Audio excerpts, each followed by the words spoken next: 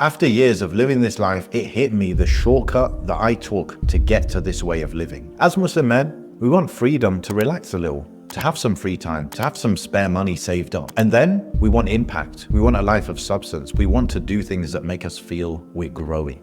We all grow up hearing of the Muslims of the past, whether it's the Prophet ﷺ or people more recently, and we think deep down somewhere, I want a piece of that pie. I want to do something significant with my life. We want to change the world, even in a small way. And alhamdulillah, I can say, I feel like I'm doing that. For the last 7 years, I've been living in the UAE and now Turkey, running a business online where I never work 40 hours a week, or very, very rarely. I can travel and work at the same time. So I've worked in Istanbul before I moved here, in Kuala Lumpur, in Algeria, all over the place. And alhamdulillah, it's given me the time as well to write a book on how Muslim men can have better character and get more stuff done. I've also coached Muslim men on how to take action and break through their barriers and self-doubt. But the question is, how do I tell you to do these kind of things on this very channel you're watching now? What do I say to do? I say to fix your mindset, to stop procrastinating, to make 90-day focus plans, to build habits and follow them every day, to get someone to help you track it and accountability. But I must admit, I've not been 100% honest with you.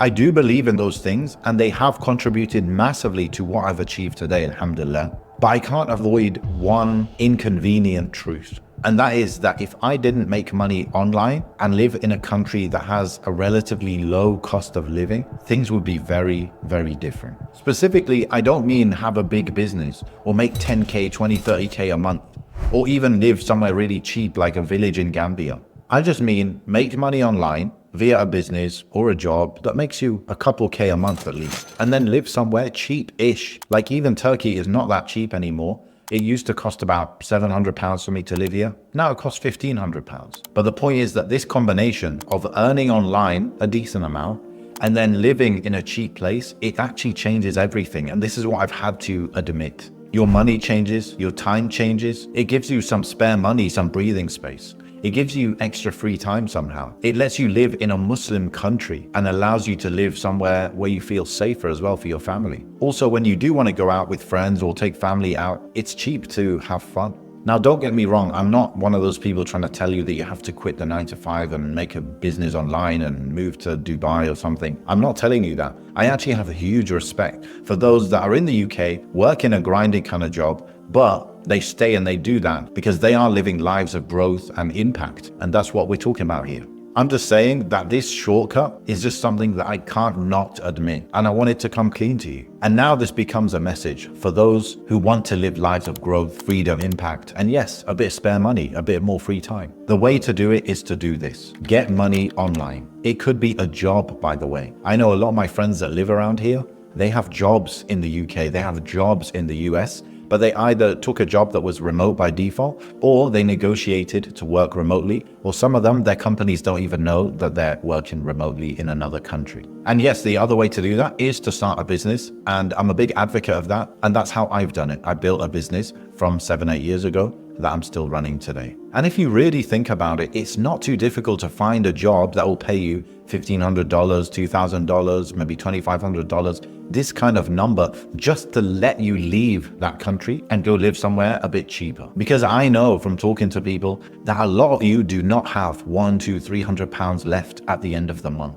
So if you're getting paid £1,500 a month and then you move to a country that costs $1,200, you're able to save £300 a month. So you can see with a low paying job in the UK, you can actually live a better life in other countries. And on top of that, I'm not saying this so that you can just come here and live like a king and eat out all the time and all of that. No, that might be something you want to do. But the point is that you want to move to a Muslim country with the right intention. Whether you're married, but you want to move with the right intention. And I'm not just saying that so you can move to a country that's cheap, have extra money and go spend that on eating out, nice coffees, this and that. No. I'm talking about doing it for a deeper purpose, but you might have the bonuses on the side. So what is that deeper purpose? Hijra. Yes, actual hijra. I'm not talking about going and trying to live a better life materialistically, as in hijra, although that can happen. I'm talking about living a life of more impact, because I've seen it time and time again. When people live in Muslim countries, there just seems to be more barakah in their money, more barakah in their time, and they end up doing more things. So yes, with that extra money, with your money going further in certain countries, you can live more comfortably sometimes or all of the time in these countries. But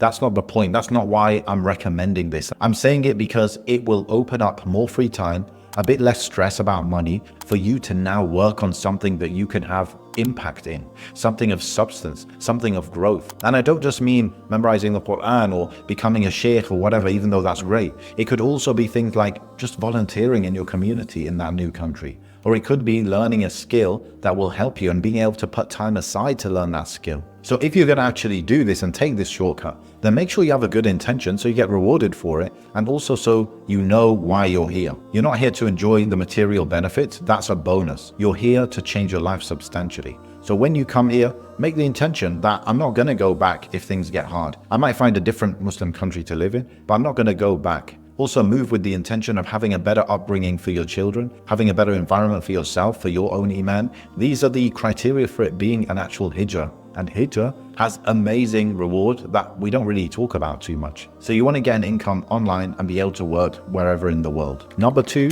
is then you want to live in a place that's low cost. Now to do this, I'm not going to lie, you will need to have some frugality, some discipline over your budgeting and your finances. And weirdly, that is an actual passion of mine. So I actually help brothers in the front row with their finances and their budgeting to get them on track. But the point is that you need to still be disciplined with your money and allow your money to go a long way, because you will have other expenses that come up, whether it's residency fees, whether it's flights to visit family back home or whatever it is. So you do need to know what you're doing, but it's fully worth it. You see, we've kind of been enslaved, and I didn't realize this because, to be honest, I've not had a proper 9-to-5 job for very long at all in my life. My life was always struggling to make a bit of money, then working basic jobs, then working 9-to-5 for literally 6 weeks and getting fired. Then I started a business, and then I've just been rolling with that ever since. Alhamdulillah bil alameen. But the point is that it is a type of slavery. I don't just mean getting a job. I don't just mean that. That's one ingredient in the whole recipe of slavery.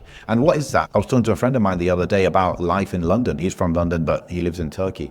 And he was saying how he has family in the UK. They're living in London, and the stress level is so high because you know that £100 mistake could set you back. You go into debt straight away. That people are really living on the edge. And it wasn't always like this either in the UK. But as time goes on, more and more, the elite of the society are kind of become a bit too greedy, right? A bit more greedy, and they thought they could get away with this. Not to mention that the good services that would be given to people, everyday people in the UK, like the NHS, those are slowly being eroded. So although the elite were always the elite and they were always wealthy, that's fine. It's the peace is not being kept as much because those that are less, they're not living as comfortably as they used to. And so people are getting very stressed about it, and yes, very angry. What I mean by slavery is just having so many constraints, things that you can and cannot do and say at work, the way that you have to live a certain place and work another place and you have to take an hour each day. And then the fact that you can't even teach your children basic Islamic ideas without, at least in the back of your head, a slight fear that you're going to get in big trouble for it. Not to mention the Islamic studies you can do in the UK is always going to be limited to about maybe 80% of the knowledge, but there's always a 20% that's out of bounds, and you're not allowed to learn that. You're not allowed to really talk about that in that country. So what I'm saying here is there are two ingredients. Just get the online income, even if it is a job, and then move to a country that you can live on that amount of money. Give yourself some margin if possible, and then do it. And you're going to see the huge benefits that this brings. You do need to be resilient. You do need patience. You need to be open-minded to accept other people's way of living and stuff. But I would say it's 100% worth it. And if I'm honest, that's the way that I've been able to live the way I live, alhamdulillah. So yeah, this is a PSA to let you know that yes, it's worth it. Yes, I'm a real human who's done it. I'm someone who consider myself to have a lot of doubts and a lot of mindset issues early in my life. I've overcame some of those things. Some of those things still hang around, they linger with me. But I push on, and I'm trying my best now to help Muslim men become real action takers and live life of growth, of substance, of impact, which I think most of us really want to do. And the biggest problem with that is they do not take action. And I've been there, and I'm still there in some cases. So if you want to take action, if you want to live an above average life, then check out the front row. There's a link below. It might interest you. Assalamu alaikum wa rahmatullah.